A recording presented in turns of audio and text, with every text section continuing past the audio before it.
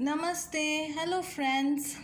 Today in this video, in this Autodesk tutorial video, I'm going to draw or design a floral pattern, a reflective floral pattern.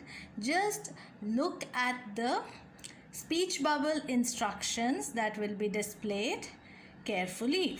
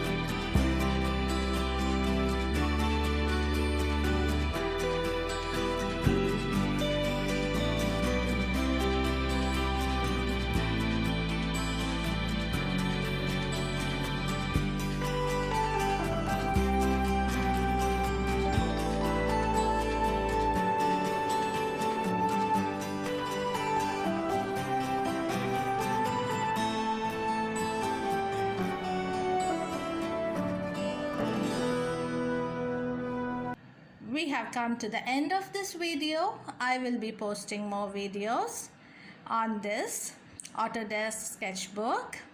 So until next time, bye.